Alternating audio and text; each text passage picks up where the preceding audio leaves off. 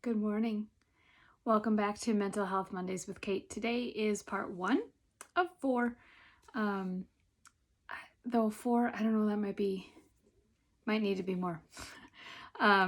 Religion and mental health. So I'll probably do 4 and then take a little break because, in all honesty, this topic can get me a little amped up.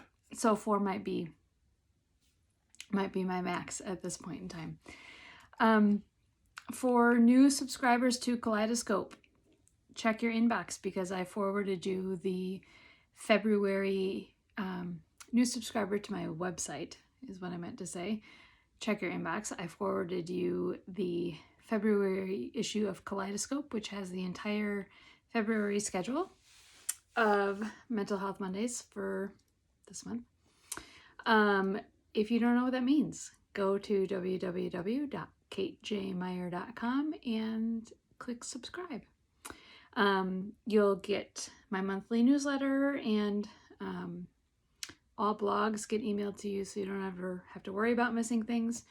Remember that in addition to my social media, Instagram, Facebook, Twitter when I remember, the entire library of Mental Health Mondays can be found on YouTube. Brand new channel. So go ahead and click subscribe there, and you'll get those notifications as well. So without further delay, today, religion and mental health. Speaking first on gender stereotypes is what I titled it in Kaleidoscope. I don't know. I don't know if that's the wrong definition or a limited title or what, but there's something about it I don't like. But here's what I mean by that. So today I'm wearing one of my She Is Called t-shirts. I had to get even in a cozy position because of how much this topic can irk me a little bit. So let's talk. Religion. Let me explain that first. The lens for today, for the remaining 3 in this monthly series, anytime I'm talking about faith, I'm speaking from a Christian lens. I'm ordained in the Reformed Church in America, though who knows at this point really what that means. That's a whole nother issue. So when I'm talking about religion, I'm talking about harm that has been done specifically within Christian traditions to believers and non-believers alike. Religion is human created. While God does indicate what church could and should look like on this earth, what has been done to it is more in line with what Jesus kind of despised. So mull over that. Do I believe church is important? I do. I think we can find good community if you can find a place that you actually plug into.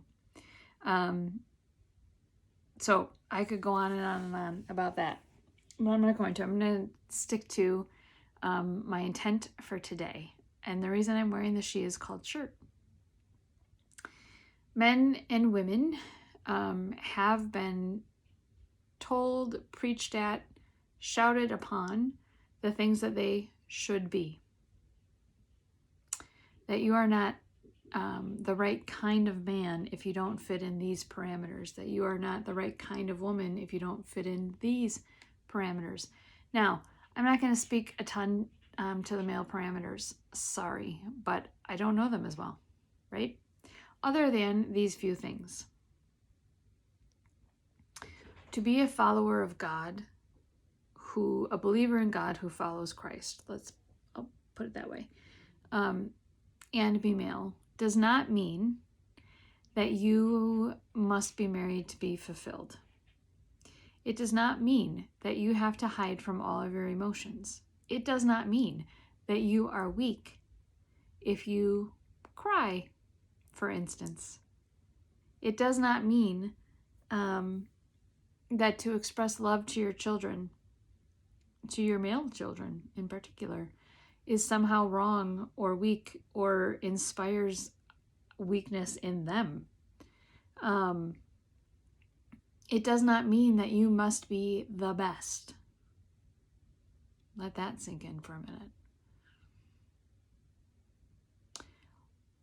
We have all been given gifts and calls and traits that we are to discover and develop. That's what it is to be a child of God. So women, I want to speak to you because that's the story that I know. And I would love to have a male counterpart join me. Let's do a dialogue. I would love it. I think that'd be great because I know that there are things, men, that are put upon you, roles that you are expected to fulfill and ways that you are expected to be. That's not my story, so I'm not going to try and tell it. But if you want to have that dialogue, if you want to share your story, let me know. I would love, love, love to do that with you. So, women, why am I wearing a She Is Called shirt? Because for far too long, women have been told there are limits to what we are allowed to offer.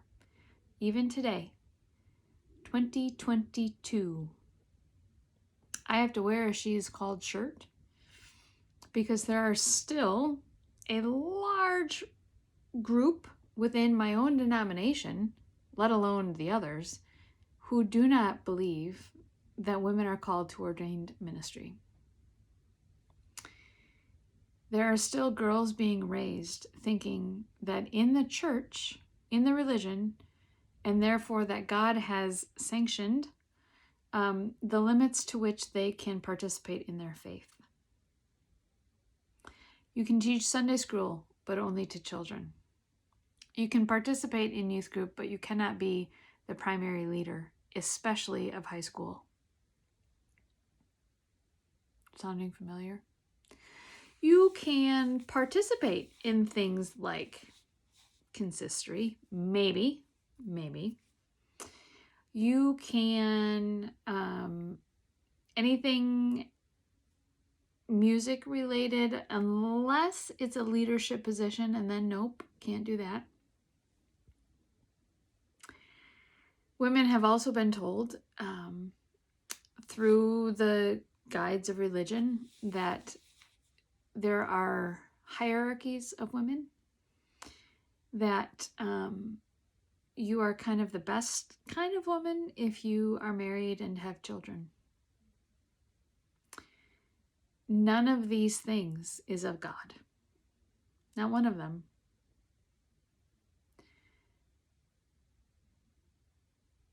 Women, there is so much more that God has called you to. You are defined by more than your gender. I'm going to talk more about that in a second. But religion, the construct of religion, should not be the thing that limits what you do. So if when you are attempting to do something or be something, or you feel called to something in your being, you feel it deep in your soul and you know that this is what I am meant to do, and then as you explore it and you think about it, the voice telling you not to is coming from an untrustworthy source, or is coming from somebody preaching at you that you can't do that, and their reasoning is because you have the wrong body parts. It's not worth listening to. I was blessed. I remain grateful every day to grow up in a congregation and in a family where when I accepted my inward call, after fighting with God for a long time about it, my family embraced it. My brother accused me of copying him. That's a whole other issue we'll talk about some other time too. But my family embraced it. Even my one grandpa, who I think maybe quietly had some reservations about it, he came to embrace it. In seminary, there was a good group of men in my class who really did not support women in ministry. Some of them graduated still with that perspective, and others engaged with us and talked with us and did their own studies of Scripture and came to see that we indeed were equally as called as they. And that was amazing to witness. And yet, as a chaplain, I am asked to not come places. I am asked to not visit people because I do not look proper. I was created by God, but not in the right way for these people. So I am not allowed to go visit them. And that's really sad. I can go read Scripture to them, but I cannot do it as an ordained person. I should clarify that. The things that we do and classify as things men can do and things women can do, the whole thing is ridiculous. Boy toys, girl toys, foolishness, right? And a lot of society is beginning to accept that that's just foolish. You can buy trucks for boys and girls. You can buy dolls for boys and girls. You can buy kitchen sets for boys or girls. Larger society is beginning to understand how ridiculous that is, and how when we do that, we perpetuate these gender norms that are unhelpful and unhealthy. But the church is still really bad at it. So women, find those people in your life who will help you understand who you are as God's child, and let that be the directive. Let God's identity in you be the thing that says, oh, this is who I'm supposed to be, and I'm going to be this person, regardless of what anybody else says, regardless of how my church or my religion tries to limit me, because that is the last place you should be limited. If you're exploring your call to whatever, not to ordained ministry only, to whatever you do in life, you should be doing so in a place of support. I want to also just speak very clearly and very, well, it's not bold, it's just clear, it's just normal. There's so much outside of gender. We don't all fit into a category or a label that society has crafted. Let me be clear that you are still a being created by God. So even if you don't have a category that you fit into, or if the place that you identify is different than what people assume when they see you, you are still a created being and a child of God, and you still have a role and a call. What is your purpose? And the reason this whole thing is coming up in religion and mental health is because the more we are put down, the more we are shamed, the more we are told you can't do that simply because of the parts of your body, simply because of the label that we have placed upon you. That tears down mental health. That leads to depression. That leads to suicide. That is the harm that this can cause if it is left unchecked. So build each other up. Ask questions. Do we always get our calls correct? No. So we absolutely need people that we can talk to. If we're suspecting something and we're unclear, it's helpful to have someone who can talk to you and say, maybe that's not the right path for you. But your gender should not be the reason it's not the right path. Your skills and abilities, that's what it has to do with. It has nothing to do with your gender. Okay? Think about this. Share this. Ask some questions. Men, reevaluate what strong means.